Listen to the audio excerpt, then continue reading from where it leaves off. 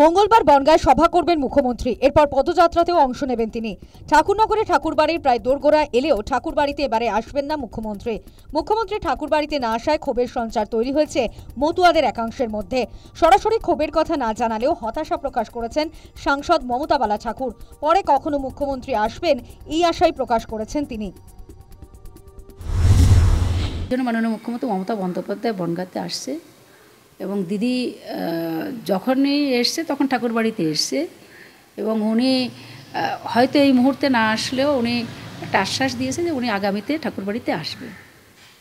তো আমরা চাই যে ঠাকুরবাড়িতে আসলে আমরা মতধর্মের মানুষ যারা আমরা প্রচণ্ড খুশি, অথবা একটা অভিভাবক সেটা আমরা জানি উনি আমাদের পাশে আছে, এটা নিয়ে লড়াই করছে, আগামীতেও আমাদের পাশে থাকবে এবং ওই দিন আমাদের কি বার্তা দেয় সেটাও আমরা শোনার জন্য আমরা বসে আছি অধীর আগ্রহে।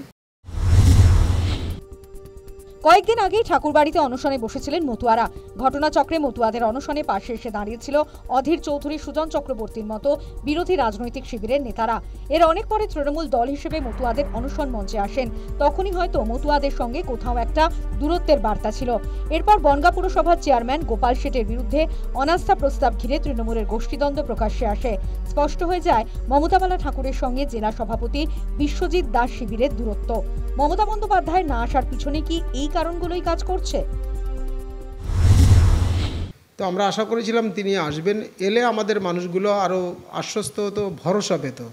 কিন্তু না আসাতে মতুয়াদের মধ্যে একটা ক্ষোভের বাতাবরণ তৈরি হয়েছে এবং কিছু মানুষের চক্রান্তে সম্ভবত আমরা খোঁজখবর নিয়ে যেটা দেখেছি যে ঠাকুর বাড়িতে এলে মতুয়া মহাসংঘ এবং মমতা ঠাকুরের গুরুত্বটা অনেকটা বাড়বে এবং তাদের গুরুত্ব অনেকটা কমে যাবে, যে কারণে কিছু মানুষ এর বিরোধিতা করছে।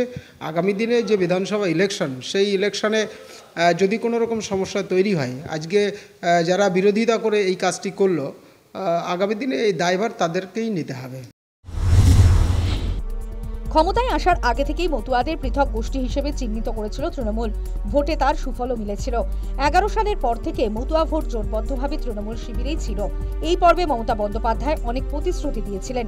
বিরোধী রাজনৈতিক শিবিরের মতে সেসব প্রতিশ্রুতি রূপায়ণ হয়নি, আর সে কারণেই ঠাকুরবাড়ি এড়িয়ে গেলেন মুখ্যমন্ত্রী। মতুয়াগড়ের একজনকে রাজ্যসভায় পাঠিয়েছেন, আরেকজনকে বিধায়ক বানিয়েছেন। মমতা বন্দ্যোপাধ্যায় নিজে মতুয়া হয়েছেন। উনি তো বলেছিলেন ওখানে দাঁড়িয়ে যে আমি আজ থেকে বন্দ্যোপাধ্যায় উপাধি ত্যাগ করলাম, আজ থেকে আমি মতুয়া হয়ে গেলাম। তা উনি তো মতুয়ার প্রতিনিধি, বড় মাঠ শূন্যস্থান উনিই পূরণ করতে পারেন। ঠাকুর বাড়ির এলাকায় নাকি মতুয়া এলাকায় ঠাকুরনগরে নাকি বিরাট একটা ইউনিভার্সিটি করে বলেছিল, ঠাকুরনগর ইউনিভার্সিটি, হরিচাঁদ ইউনিভার্সিটি। সেই দিদি কোথায় পালিয়েছে, দিদিরা খোঁজ নাই। ইউনিভার্সিটি দিদি করেনি, আর মতুয়াদের সঙ্গে সম্পর্কও রাখেনি। দিদির সঙ্গে ভোটের সম্পর্ক, ভোট শেষ, দিদির সঙ্গে গল্প শেষ। এখন ভোট এসছে, মতুয়া এলাকায় ঘোরাঘুরি আরম্ভ করেছে। কিন্তু ওখানকার যারা মতুয়া সম্প্রদায়ের বিরাট অংশের মানুষ, তারা কিন্তু আজকে খুব আতঙ্কে আছে যে তাদের নামটা হবে কি হবে না। রবিবার বনগাঁ ঠাকুরবাড়ি অঞ্চলে একটি পোস্টার অনেকেরই দৃষ্টি আকর্ষণ করে। হরিচাঁদ ঠাকুর, গুরুচাঁদ ঠাকুরকে অপমান করেছেন মমতা বন্দ্যোপাধ্যায়। ধিক্কার পোস্টারে ছেয়ে যায় ঠাকুরবাড়ি অঞ্চল। তাহলে কি ঠাকুরবাড়িও আর মমতা বন্দ্যোপাধ্যায়ের নিশ্চিত এবং নিরাপদ ঠিকানা নেই? News time.